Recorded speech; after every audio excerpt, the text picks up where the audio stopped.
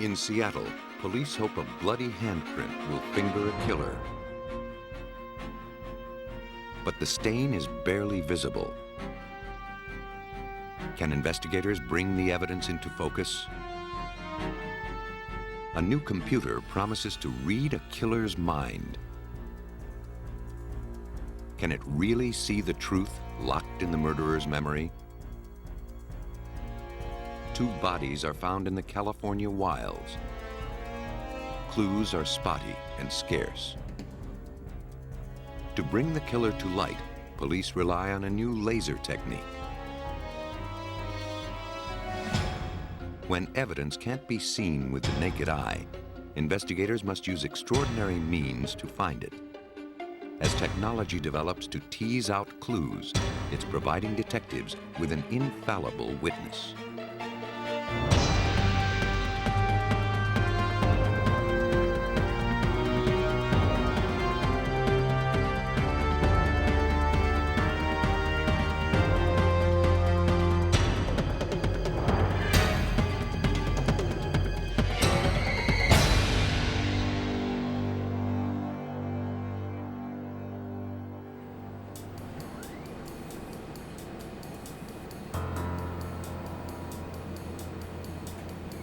Forensic science is constantly evolving, from the discovery of the uniqueness of the human fingerprint to the ability to match a criminal to his crime through DNA profiling.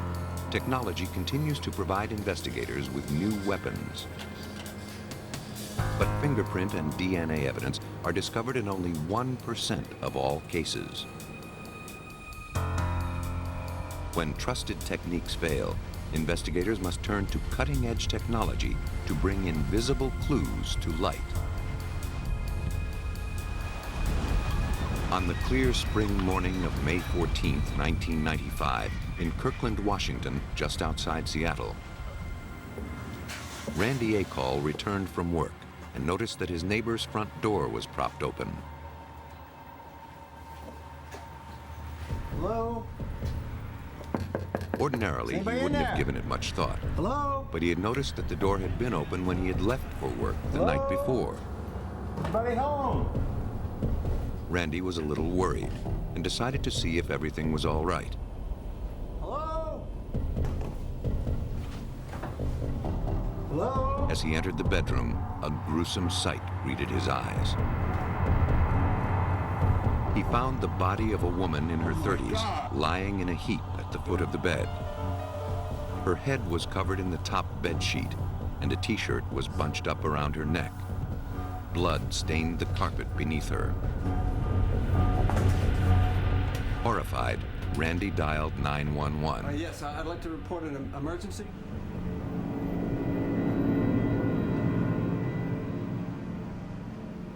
Detective T.J. Klump of the Kirkland Police responded to the call.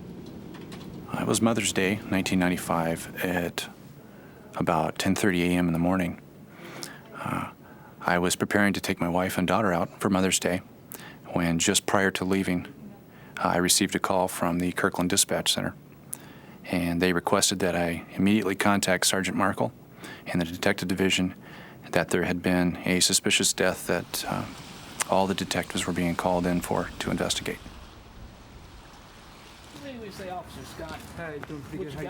When the police reached the apartment, they saw no sign of forced entry. At first glance, there were none of the usual indications that a crime had taken place. The TV, the stereo, and other items of value were still in the condominium. Nothing had been disturbed. Once I arrived there, and after we had obtained the search warrant, we entered the condominium. And the first thing that struck me was how clean it was for a crime scene. It was very clean, immaculate. The killer seemed to have been meticulous in covering his tracks.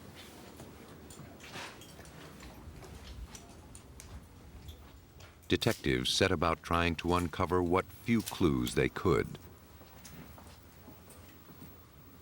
The case hinged on their ability to bring secrets of the crime scene out into the light.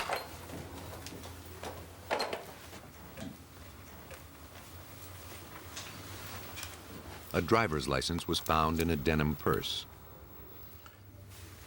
The murdered woman was identified as Dawn Faring, a student at the Lutheran Bible Institute who had been living at the condominium for several months. Autopsy evidence, including the body's temperature and its state of rigor mortis, indicated that she had been killed within the last 24 hours. Further test results indicated that the victim had been sexually assaulted, but none of the culprit's DNA was found.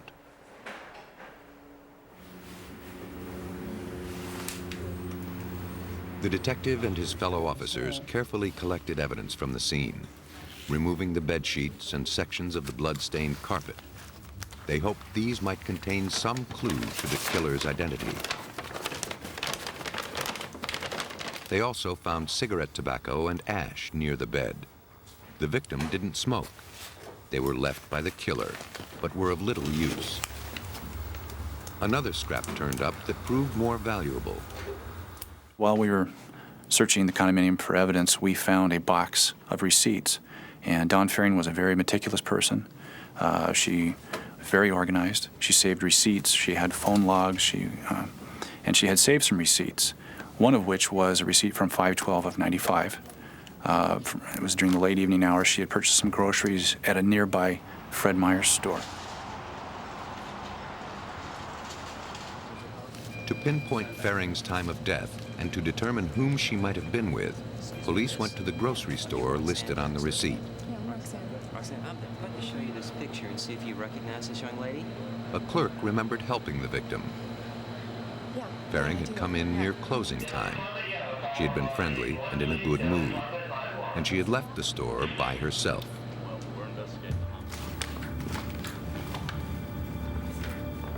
Along with this information and the evidence gathered from the crime scene, investigators began to piece together the victim's final hours.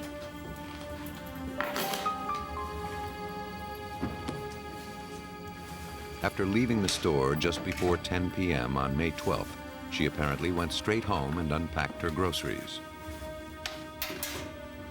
Putting herself through Bible school, Faring kept track of every penny she spent. She placed her receipt in the box in her hall closet. She then began to bake a pan of brownies, possibly for a Mother's Day celebration the next afternoon. Police estimated it took her an hour to make the brownies. They found them cut and arranged on a plate by the stove. By retracing Faring's steps, investigators arrived at an estimated time of death.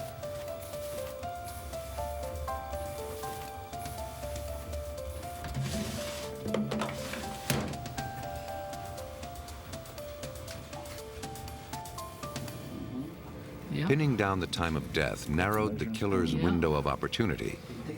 But who killed Dawn Faring? Careful scrutiny of the crime scene revealed the faint traces of what might have been finger and palm prints on the bed sheets, traces of the murderer preserved in the victim's own blood. But there was no way to dust or lift the prints from the sheet. Detectives needed to somehow make them clear enough to be useful.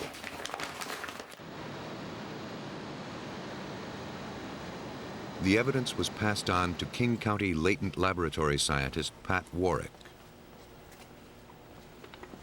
When we opened up the evidence, we could tell there was some kind of body fluid on the sheet, but any discernible detail, any kind of handprint or anything was very, very difficult. The print was smeared and faint. No one had ever tried to lift a fingerprint from cloth before, and this one promised to be particularly difficult. Warwick believed his best hope might be to process the prints with amido black, a forensic dye that highlights organic proteins such as blood.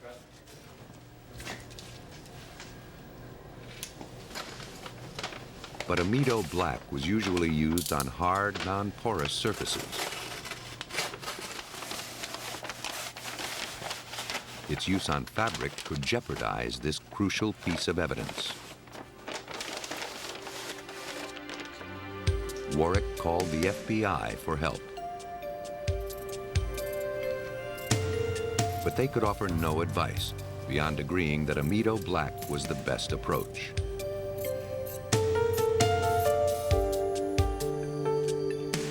If Warwick used amido black on the sheet fragment, the dye and the rinses in distilled water might well destroy the print.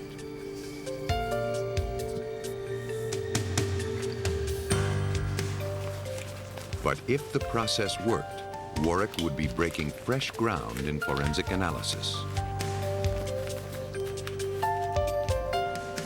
Warwick was extremely careful, but it seemed he was not careful enough. When he immersed the fabric in the inky solution, his worst fears were realized.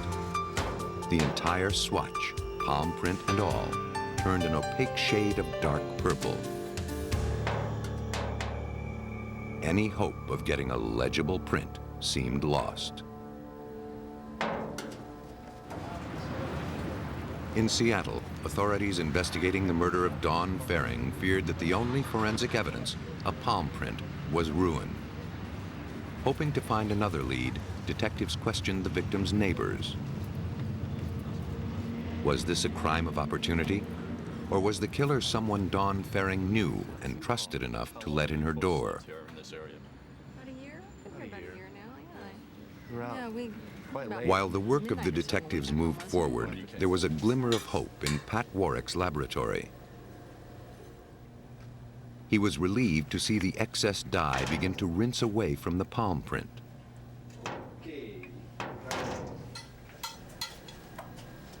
As he hoped, the amido black dyed the bloodstains purple. But it also stained the fabric light blue, making it difficult to discern the palm print from the weave of the fabric. The confusion of the two patterns made a clear analysis next to impossible. Warwick contacted his colleague, Eric Berg, an expert in the field of digital imaging and enhancement at the Tacoma Police Department. Yeah, I don't know how good it's going to be, but just let me know, and we'll get down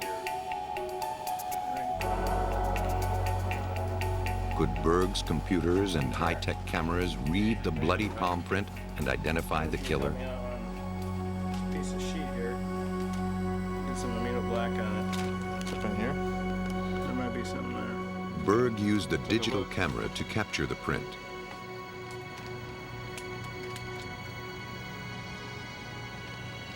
It gave him the flexibility he needed to manipulate and clarify the image.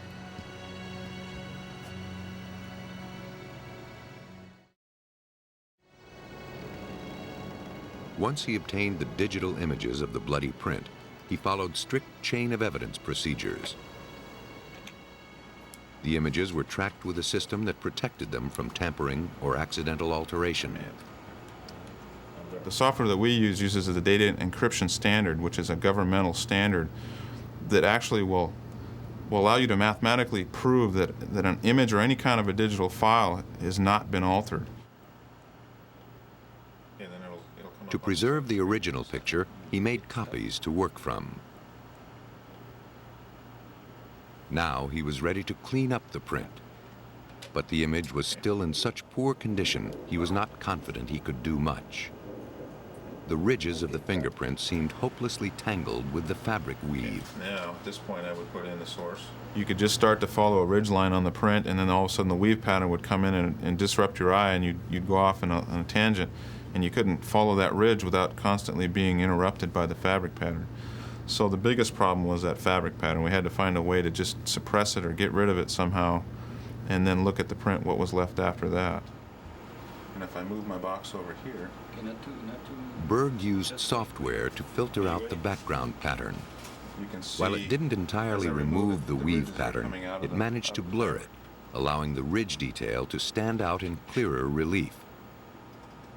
But it seemed to Berg that while every step made the image of the bloody print a little clearer, it also created new problems for him to solve. In blurring the fabric pattern, this process significantly reduced the contrast of the image. It remained to be seen whether he could make sense of the print. While Eric Berg struggled to render a clear print, the Kirkland detectives continued to question the victim's neighbors. I was in a hurry. I had to get off. So you left for work last night about 9 o'clock? Right, about 9 o'clock. The names of 5 men living near the victim's condominium complex came up with prior arrest and fingerprint records. One of these men was Eric Hayden, who lived in the apartment above the victims. When Hayden drove into the condominium parking lot, the detectives were waiting to speak with him. Well, let's wait until he brings. I looked over at the driver, who was a white male in his late 20s, and I noticed that he was smoking a cigarette, and he was looking over at us with his eyes, but yet his head remained facing straight ahead. I thought this was kind of suspicious. Hayden strolled past the officers without acknowledging them and disappeared into his condominium. We waited a few minutes, and we wanted to see if he would return outside, which he did. He walked back down the stairs and again walked past us, not looking over at us, and was walking directly towards his car. It was at that time I approached him and I said, "Excuse me, are you Eric Hayden?" He said, "Yes, I am." And I asked him if I could ask him a few questions about that night, to which he agreed. Hayden claimed he'd been out drinking on the night of the murder and knew nothing about it. He had noticed nothing unusual when he came home. He puffed on a cigarette as the conversation began. To the detectives, he seemed nervous. When you went upstairs, did you notice? But a case of nerves would never be enough for a conviction if Hayden was the killer. The police still needed solid evidence, and pressure remained heavy on Eric Berg to provide it. 4 or 5 times. In his lab, he fed the image of the bloody palm print through yet another computer program. This step raised the tonal values of the ridge detail, much like adjusting the contrast on a television screen. Finally, using all his software and expertise, he produced an image clear enough for comparison with the prints of any suspects. Police asked Warwick to check the prints of the 5 men with criminal records who lived near the condo complex, and that included the prints of Eric Hayden. They gave us the name of Eric Hayden, and we checked our file, and we had some prints of his on file in our agency. So we pulled those for comparison. Well, once you're looking at the comparison and you're making the positive opinion of a match, as a late examiner, there's that short period of time when you're the only one who knows. You know, the detectives don't know, no one knows. And then so it gives you a real sense of accomplishment. On May 31st, Pat Warwick called the detectives and told them he had made a positive match. The prints on the bedsheet did indeed match the prints of Eric Hayden.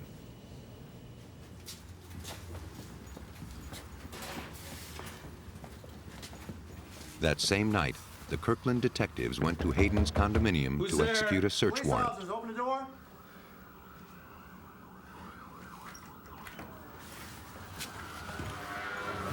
Eric Hayden, we have a warrant for your arrest. Lay down, face down on the deck. Going forward.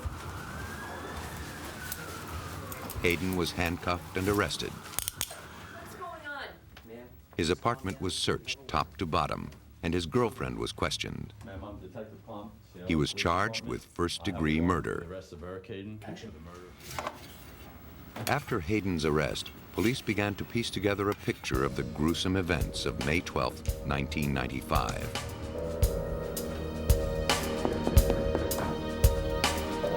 Yes?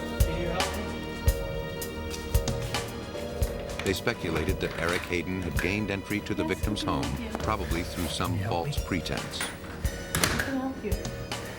A brutal assault and murder followed shortly thereafter. At some point, Hayden lingered over his victim, enjoying a cigarette.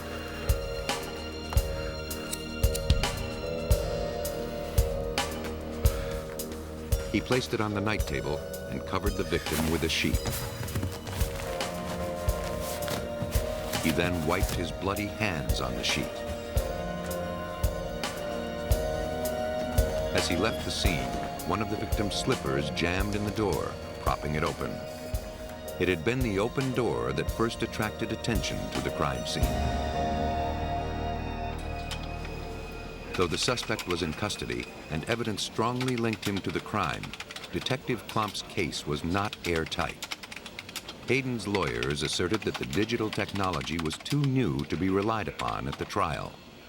They argued that the enhanced images might have been altered or tampered with.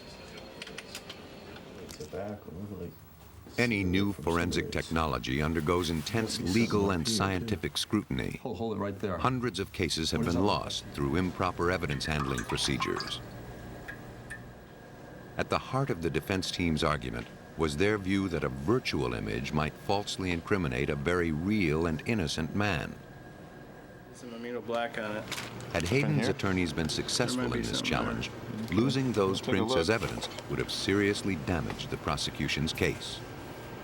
But Eric Berg took extra care to explain the process to the members of the jury and to let them decide for themselves. We took this into court, we took the equipment with us, we set it up, we took the sheet that we originally received from King County, and we actually captured the image in court, brought it into the computer, performed all of the steps that we had done, and printed out the image, and we were able to show the jury that everything we did there is the same as what we did before, and the result is the same, and it's repeatable. Satisfied that Berg's digital enhancement techniques were sound, credible, repeatable, and damning, the jury needed only 3 hours to return their verdict: guilty of murder in the first degree. This technology was incredible. It helped us solve the case much faster than we would have been able to having just gone out and contacting people or waiting for additional information to come in. This left no doubt in anyone's mind that this was the killer. It positively identified the killer. Those prints, which had seemed to be just smudges at first, had finally yielded their secrets to the new digital imaging technology. Ultimately, they betrayed Eric Hayden to justice. Hayden left behind his handprint, thinking it was an illegible smudge. He didn't know that computer enhancement could turn that faint residue into a clear picture of guilt. Other criminals take greater pains to conceal the traces of their crimes, but the remnants of murder aren't so easy to hide. Forensics has ways of flushing them out. On a frigid January morning in 1987, a fur trapper was checking his traps in the blizzard-bound Cactus Flats region of California's Big Bear. It was hard going in such miserable weather.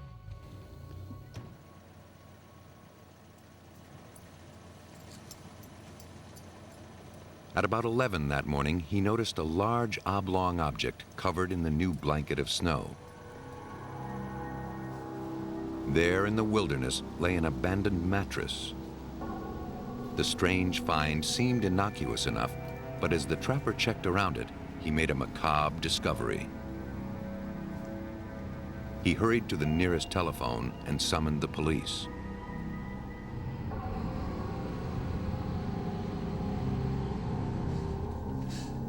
Homicide Sergeant Gary Stroop of the San Bernardino County Sheriff's Department responded to the call.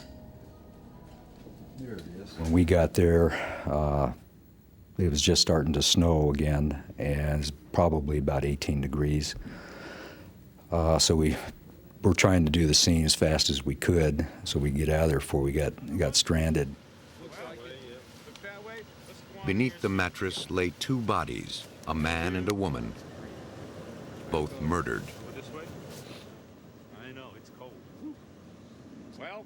Stroop found that in one way the weather had worked in his favor. The cold had protected the bodies against decomposition. He was also fortunate to find the bodies intact. Check down there. See if there's anything. There's a lot of animal activity up there. There's bears, mountain lions, coyotes, you name it. Had the weather been warmer, we probably would have had animal activity on the bodies. Footprints, anything? But who were the victims? Who had taken their lives? tell you one thing. The only clues at the scene were the victims and the mattress. The man had some distinctive tattoos that resembled the kind worn by convicts. I see blood down there. The detectives tried to identify him by checking prison records. Homicide, Sergeant Stroop. Sergeant Stroop's hunch about the tattoos paid off. The fingerprints taken from the man matched those of an ex-convict named Richard Chrison. Yeah. The woman was identified as his girlfriend, Shana T. Yeah, no, just... Autopsy evidence showed that both victims had died of multiple shotgun blasts. Through prison records, detectives were able to locate and question Richard Chrison's family. Chrison's brother told police that Richard and Shana had gone to Victorville to see a man by the name of Archie Woods. Richie and Shana. Yeah, Officer Barnes, I called you earlier. According to the brother, Chrison dealt drugs for Woods, who was a motorcycle gang member. This information, along with a background check of Woods, made him the detective's prime suspect. The police paid a visit to Archie Woods. His house lay in a secluded area 20 miles from where the victims were found. Woods wasn't at home. The detectives were greeted by Archie's girlfriend, Sherry Mills. She told the officer she didn't know where he was, but reluctantly agreed to let them in. Even before they entered Archie Woods' home, a possible clue caught their eye. On the front porch, beside the door, they found two spots that appeared to be blood. The stains could have been nothing, or they could have been the clue that would break the case wide open. It was too soon to tell. The detectives hoped to find the answer inside. Police investigating the deaths of Richard Chrison and Shana T chased the only lead they had. At the home of drug dealer Archie Woods, they sought any clues they could find. What time did Richard and Shana leave? Still awake? The detectives informed Woods' girlfriend, Sherry Mills, that they were told Shana and Richard had visited the house. You had some friends over? Mills admitted that Chrison and Thole had indeed been there, but only to spend the night on their way somewhere else. Yeah, so who was it last She had no idea of their destination. Well, it was our friend Rich and, Inside the house, detectives saw more brown spots that resembled blood.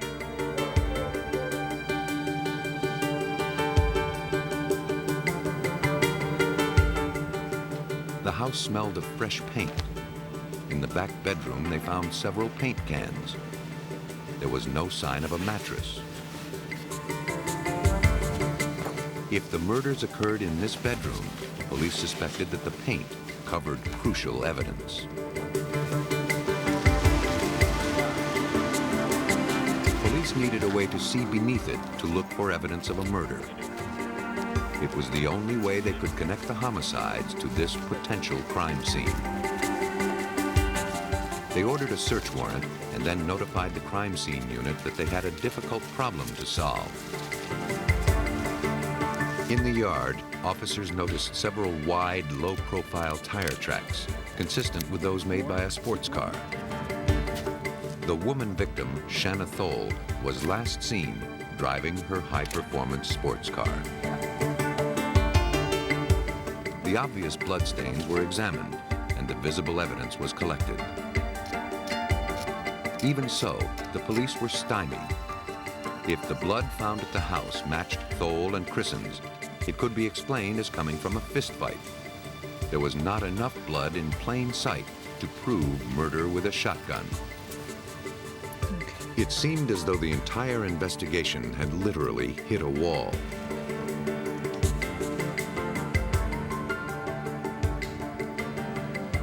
Forensic expert David Stockwell of the Sheriff's Scientific Investigation Division thought an alternative light source might reveal evidence hidden behind the paint in Woods' house.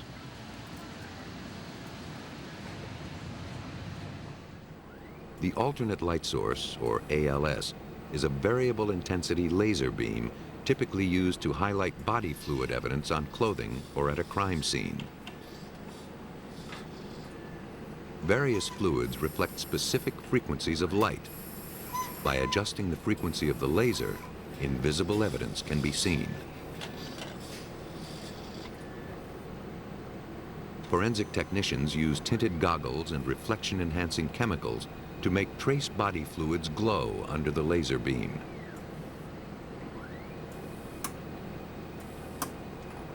Here, simulated bloody footprints become too faint to see with the naked eye.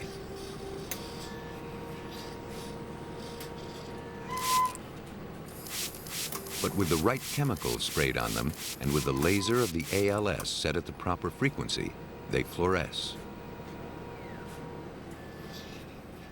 In theory, at least, blood evidence could be made to glow, even from behind a coat of paint.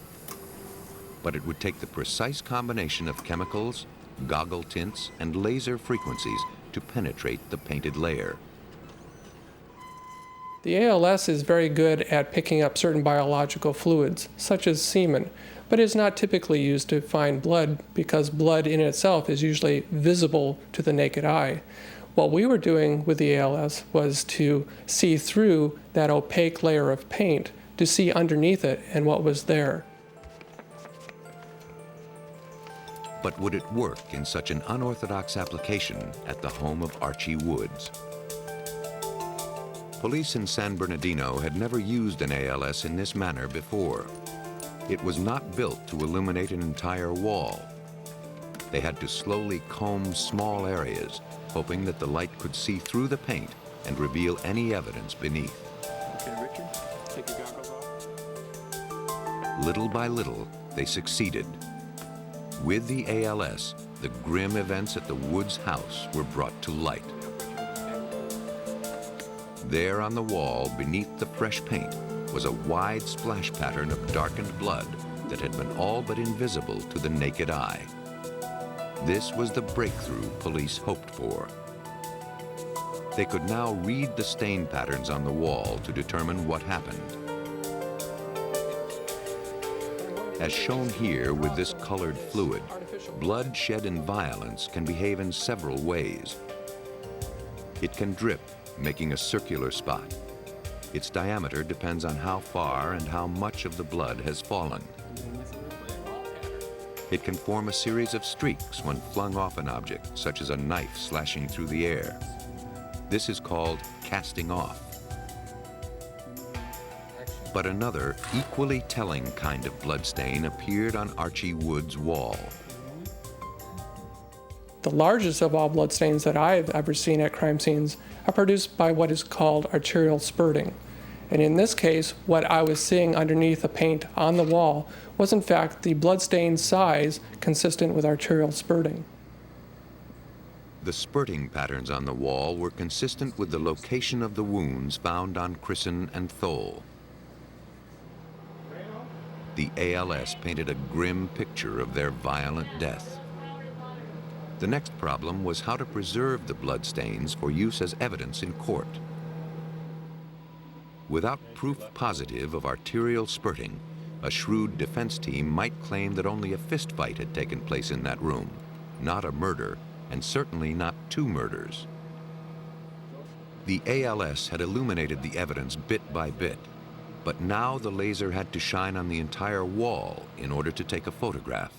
Hey, George, look around. Richard. Why do I call you George? Investigators used a technique called painting with light. Okay. While the camera shutter was held open, the ALS was shown on the wall from left to right and top to bottom until the entire wall had been recorded through the course of several minutes. When the negatives were developed, they provided a clear, admissible picture of what the ALS revealed. That was good news for Sergeant Stroop. With the pattern that we had on that wall with the use of the laser, it was obvious it was high velocity and a large amount of it, much more so than you'd ever have gotten from somebody with a bloody nose or getting beat up. The evidence of violent death in that fateful room was mounting. The exposed blood patterns revealed that at the time they were shot, Shana T and Richard Chrison were lying in the bed, presenting no potential threat to their assailant. Meanwhile, their alleged killer was still at large. That's what I was saying. Okay. All right. In San Bernardino, the search for Archie Woods, suspected of killing Richard Chrison and Shana T, took on new urgency. He's making a call right now. To avoid being implicated in the killings, Woods' girlfriend cooperated with authorities. No, he left a little bit later. She disclosed to he the had to go to detectives Kmart that and get Archie some was in parts for his car. Modesto, He's gonna work visiting with his little girl on her birthday. So Richard and Shana were already gone by the time he... On Friday, the day Detective Stroop was gathering evidence at Archie's home, Archie himself was already under arrest in a neighboring county for carrying a concealed weapon in his car. He was driving a sports car at the time. Shana T's sports car. From his cell in the San Bernardino jail, Woods maintained his innocence in the double homicide. He claimed that the murders were committed by members of his motorcycle gang. According to Woods, on the night of the murder, gang members asked Woods to lure Richard Chrison to his home. Woods claimed that after Chrison and T had arrived, he left his house as the gang instructed. Woods refused to identify the gang members involved. Archie stuck with his story that he did not know who the other people were that had come into the house, that they were alive when he left and dead when he came back. But he would not ever give up the names of the other individuals that were involved. Archie Woods said that he had then panicked and dumped the bodies in Big Bear. But with the help of the ALS, the police discovered the crucial piece of trace blood evidence that shot holes in Archie's story. The reclined position of the victims, as indicated by the bloodstains on the wall, just didn't add up to a violent confrontation. Detectives pieced together a likely scenario for the events of that night. Chrison and T had come to Archie's home to settle a dispute over a drug deal gone wrong. There was a long night of discussion and argument. We gotta do something. I mean, he's got all this stuff, right? Apparently, the disagreement was not resolved to Archie's satisfaction. But he let Chrison and T think an accord had been reached. The couple went to bed, unaware of the heavy price that Archie planned to exact from them that night.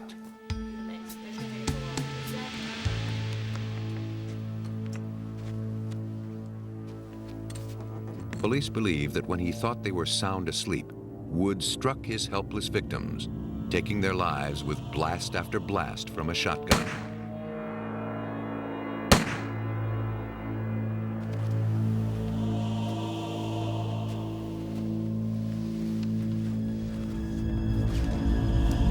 Woods' one true statement was that he had dumped the bodies and the blood-soaked bedding in Big Bear, thinking no one would ever find them. Back at his house, he had first tried to clean the wall, but the blood wouldn't come off. He then covered the evidence with a thick coat of paint. But the alternate light source defied his efforts to conceal his crime. It clearly showed the pattern of the bloodstains through the opaque coat. You know, when looking at that, there's no doubt in my mind they were killed here. They were in this bed.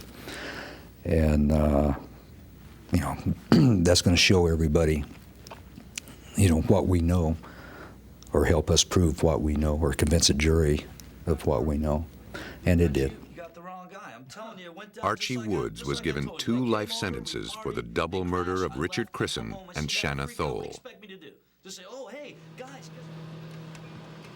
Every criminal leaves evidence behind. The key is to know how to find it. But the most compelling evidence is also the least tangible. It's the criminal's knowledge of his actions. A new technique is testing a way of tapping the suspect's mind to turn a criminal's own memory against him.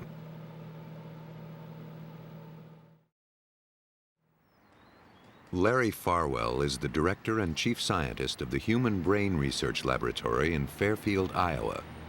He has developed a new computerized system known as brain fingerprinting. It reads the memory centers of the human brain. He believes that brain fingerprinting will one day be used to positively link perpetrators to their crimes. Brain fingerprinting is a scientific method of determining whether certain information is stored in a brain or is not stored in the brain. If an individual has committed a crime, he'll have certain information relevant to that crime stored in his brain.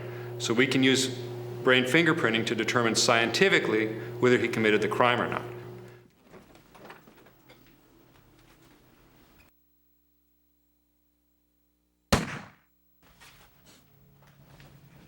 When someone commits a crime, his brain records it as a memory.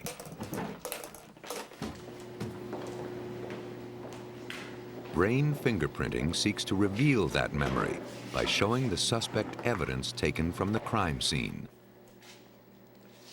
Now I'm going to be putting this headband on your head. A headband with sensors is placed on the subject.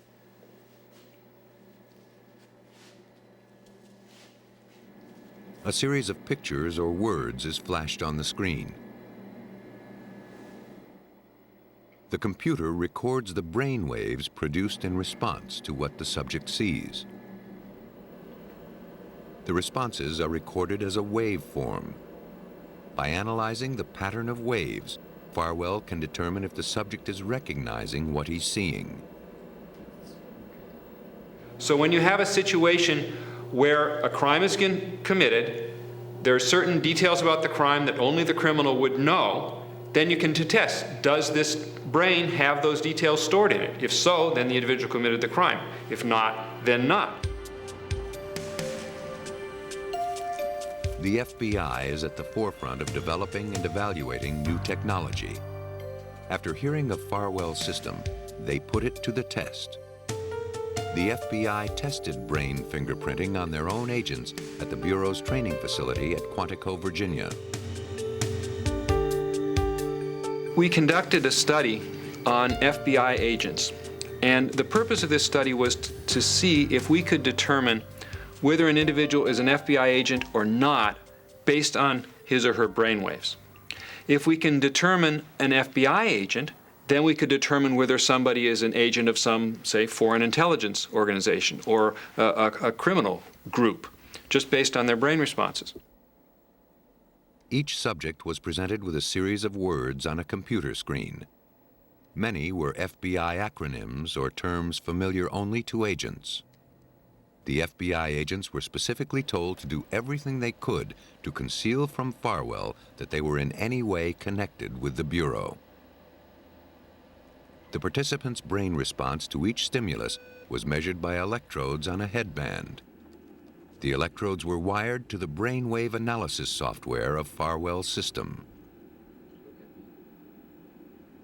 So what we did is to present stimuli, phrases, that only an FBI agent, because of their training, would know, mixed in with others. The FBI agents recognized them. We picked up the brain responses. We knew that they were FBI agents. The principle behind the brain fingerprinting system is very simple. Farwell has discovered that the memory centers of the human brain respond to the sight of familiar stimuli with a distinct change in electrical activity. He calls this change a murmur. And that is the specific brain response that we measure, that we analyze with a computer, in order to determine whether an individual recognizes the words or pictures that we flashed on the screen that are relevant to the crime or to whatever it is that we're investigating. When the subject sees anything on the screen, it creates a pattern of brain activity. A murmur is increased brain activity produced when the subject recognizes what he's seeing. This headband will measure the electrobrain The test participants who did not work for the FBI did not recognize the specific FBI stimuli, so no murmurs were detected. Some of them relevant to the FBI and some of them not. Researchers with the United States Navy also heard the claims made about the system.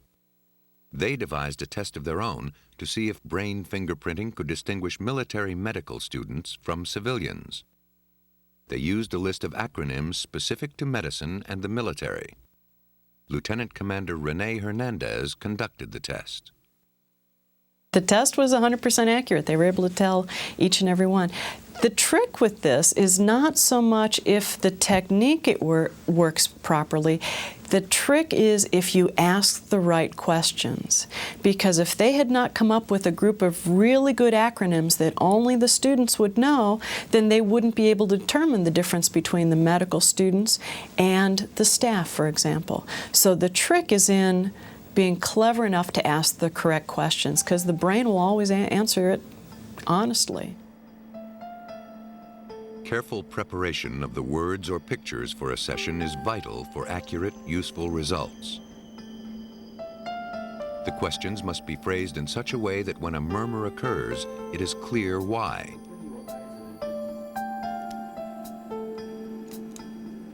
In a murder investigation, both a witness to a shooting and the shooter might show a murmur when confronted with the murder weapon.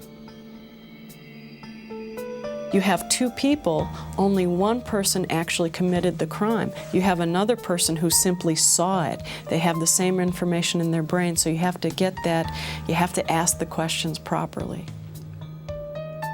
Rigorously constructed lab tests are one thing, but how would the brain fingerprinting system work on the front lines of a murder investigation? Could Dr. Farwell's computer read the mind of an actual killer? Like a page torn from a science fiction novel, brain fingerprinting might be the next century's most powerful new forensic tool. No criminal's secrets would be safe when his own brain waves could bring him to justice.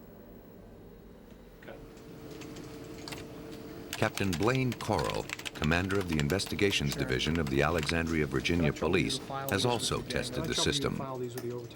Though he was initially skeptical about its use in the real world, he was quickly won over. The vision I had was like of the Three Stooges with a salad bowl sitting on the top of someone's head with wires coming out of it. And I thought, not only would this technique or this technology never really be useful, but there's no way in the world it would ever be accepted by the law enforcement community. Corral compared brain fingerprinting with the polygraph, the lie detector used by law enforcement for many years. The polygraph is still not admissible in court, but has become a standard tool to guide police. The polygraph works on the theory that you can't control your heart rate or something called your galvanic skin response or your breathing patterns. The brain fingerprinting sort of takes that a step further and recognizes the fact that you can't control the electrical activity in your brain. A polygraph registers only stress or emotional responses, such as heart and respiration rates and sweating. By analyzing the readings, the operator tries to discern whether a subject is being truthful or deceptive in his answers. But in some cases, the polygraph can be fooled. Brain fingerprinting is often more general. It can identify the presence of hidden information in persons fraudulently claiming either knowledge or ignorance of certain facts. But again, it reveals only the presence of the information, not the details. So they're going to both help us toward the same end, which is ultimately to find out the truth about what we're investigating and formulate the best case for presentation in court, but they're going to sort of attack it from different angles. Both can be very crucial to a successful case. Serious questions remain about the wholesale application of Dr. Farwell's invention. Would a murmur be revealed if a killer were in a drunken blackout or a psychotic state when he took his victim's life? In such cases, there might not be a brain fingerprint after the fact. What if right after he committed the crime, the killer received a severe head trauma? But that's what actually happened with the the person who was the bodyguard who was in the car with Princess Diana. Everybody thinks he's trying to cover up something. He had such a severe traumatic injury, he probably will never remember that because the brain never was healthy enough to store that information into long-term memory. In most cases, brain fingerprinting a witness or an accomplice can reveal knowledge of all kinds of crime, from espionage to terrorist plots. At least that's the promise of this technology. Brain fingerprinting is not yet admissible in the United States, but it might be only a matter of time before it becomes a routine tool. The relatively new technique of DNA profiling is known to be so dead-on accurate that genetic evidence is readily accepted. Ultimately, scientists and criminal investigators agree that brain fingerprinting shows great potential in murder investigations. In a shooting death with no witnesses, the killer would be the only person with intimate knowledge of the crime. With Dr. Farwell's computer, the murderer's own brain could become a witness for the prosecution. Technology is providing new ways to reveal evidence that would have been lost or unavailable just a few years ago. Today, investigators can peer beneath paint, lift a smudged palm print from a bedsheet, and perhaps even tap into a suspect's memory to find the truth. There may be no way to completely stop crime, but forensic science is finding ever more ingenious tactics to catch criminals.